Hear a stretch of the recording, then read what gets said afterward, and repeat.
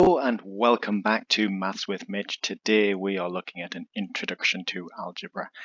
Algebra is something you're going to come to love as you go forward with your maths career, but even beyond that, I want you to think about in your future lives how extremely useful this is going to be for a whole host of different applications and contexts, and I'll touch upon those at the end of the video once we've talked about what algebra is.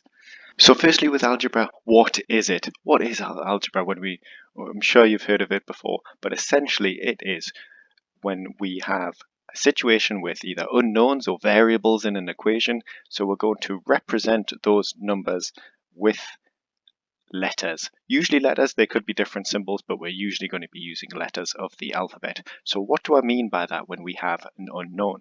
Well, algebra largely follows the same rules as arithmetic that you'll have done so far.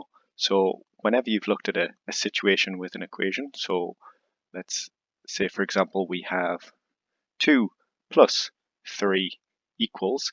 Now the answer to the equation in this instance is the unknown.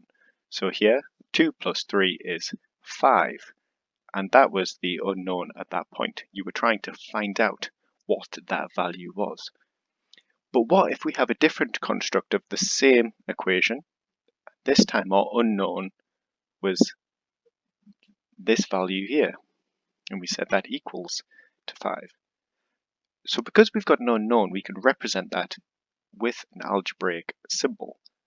A common one you'll see used lots in your textbooks is x. So you could write the equation 2 plus x equals 5.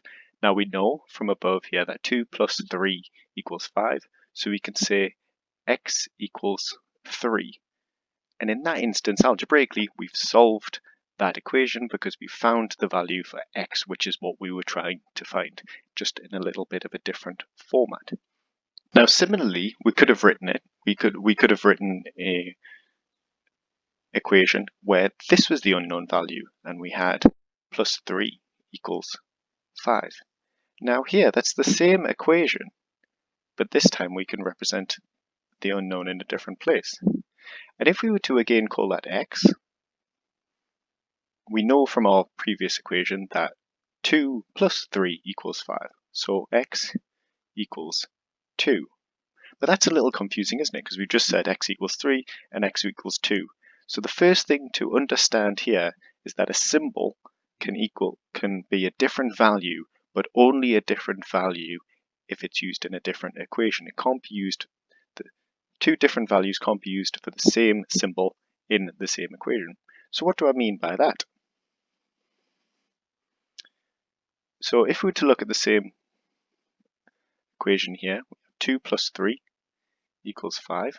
We know that to be true, but what if we had two unknowns here? Both these were unknowns, and we said x plus x equals 5. Now that wouldn't work now, would it? Because we said previously x was 2 and x is 3, so that doesn't work, that doesn't hold true. And what the actual answer would be is x equals 2.5, because they have to be the same. That would have to be 2.5 plus 2.5. We couldn't have x here equal to 3 and x here equal to 2 because they're in the same equation. The same symbol has to represent only one value in any given equation. So how do we do it if we've got two different values? So if we had x plus now a different value, we need to represent that with a different symbol. So we can say x plus y equals 5. And now here we've now got two variables, two unknowns, and therefore there's a lot of options if you were to think about it. This could be a number of different ways. You could add two numbers up to 5. You could have 0 and 5 is 5. You could say 1 plus 4 is 5. You could say 2 plus 3 is 5. Or the other way around, 3 plus 2, 4 plus 1, 5 plus 0. So now what we have to do is we can represent it and say that there's a whole host of different equations that could satisfy that. So if you were to say if x equals 0, then y equals, so we've said x equals 0, so y would equal 5. Likewise, x equals 1, y equals 4, x equals 2, y equals 3.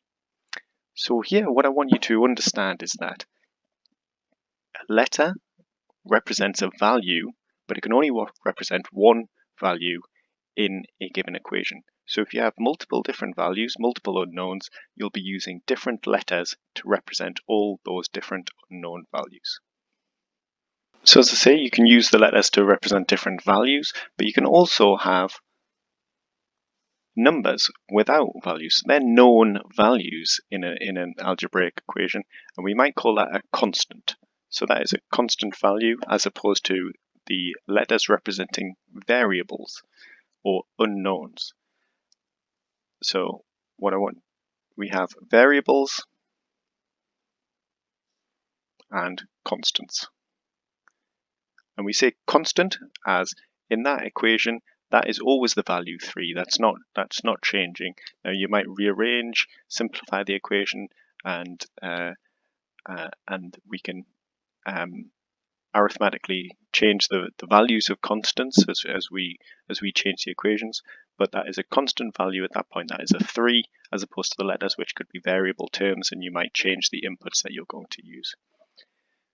As you can see here, you've got a negative here between the x and the y, x minus y. You can do all the same things to arithmetically to algebra as you can to numbers in normal arithmetic, and we'll look at that in the next video when we look at the basics of algebra in terms of the rules.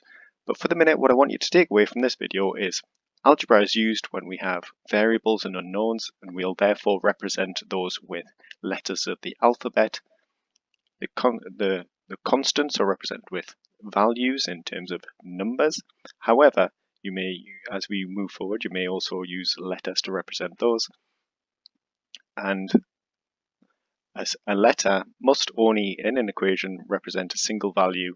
It can't represent multiple values in the same equation. So they're the takeaway points that I want you to take from this video, and we'll move forward with rules of algebra in the next.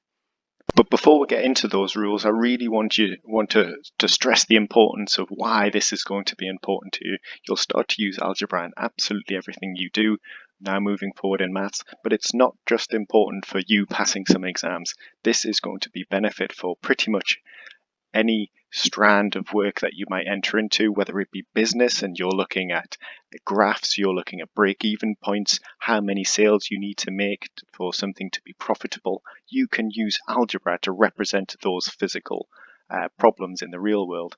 Likewise, if you go into engineering, for example, you're going to be using algebra to solve a whole host of problems, whether that be mechanical problems, electrical problems.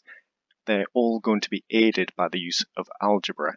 Likewise, you could even use it in your normal life. Let's say you want to budget something and you're looking at the different variable costs of bills or different spending that you could have across the year. You could use algebra. You could use algebra and mathematically look at the best options for you in terms of a budget and options of your household spending. So there's going to be a huge amount of places you could actually use algebra, and I want you to really invest your time in understanding all the basics and think about where you can apply these in your future life. And we'll talk about those and try and give some real world examples when we look at using this in practice